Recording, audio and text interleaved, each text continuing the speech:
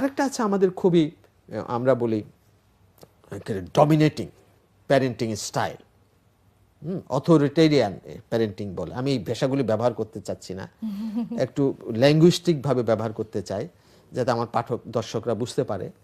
সেটা হচ্ছে খুব ডমিনেটিং, কর্তৃত্ববাদী, কঠিন একটা বাপ মা। হ্যাঁ, এটা বলছে এটা করবে, এটাই তো কথা, এটা হইতে হবে, এখানে কোনো ব্যাখ্যা বিশ্লেষণ নাই। কঠিন একটা প্যারেন্টিং স্টাইল।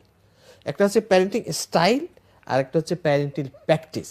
স্টাইলের মধ্যে আমরা বলছি এটা হচ্ছে একটা সাইকোলজিক্যাল কনস্ট্রাক্ট, একটা মনস্তাত্ত্বিক একটা ফ্রেম, যে ফ্রেমের মাধ্যমে শিশু লালন পালন করি আমরা। হ্যাঁ, তো এটাকে বলছি ইমোশনাল ক্লাইমেট, এটাকে বলা হয় এই প্যারেন্টিং স্টাইলটা একটা ইমোশনাল ক্লাইমেট, আবেগ।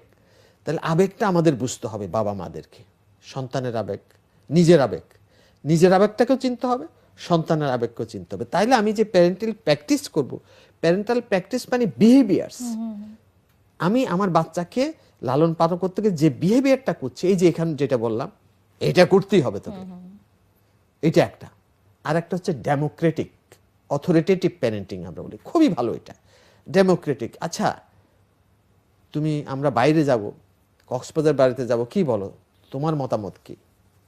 মতামত নিচ্ছে আমার সন্তানের ঘরে বসে, না আমরা কক্সবাজার বাড়িতে যাব, রেডি হও। এটা হয়ে যাবে অথরিটেরিয়ান, যে শব্দটা ব্যবহার করতে চাইছি না, কর্তৃত্ববাদী। আর আমি যেটা জিজ্ঞেস করলাম সেটা হচ্ছে ডেমোক্রেটিক অথরিটেটিভ প্যারেন্টিং। এই যে স্টাইল, এর মধ্য দিয়ে কিন্তু কি হবে শিশু, সেটা ডেভেলপড হবে। তাহলে যেসব ছেলেপেলেগুলো মানে খুব ডমিনেন্ট ফ্যামিলিতে বড় হয়, তারা কি হয়, খুব শাই হয়ে যায়। আমরা পাই না, খুব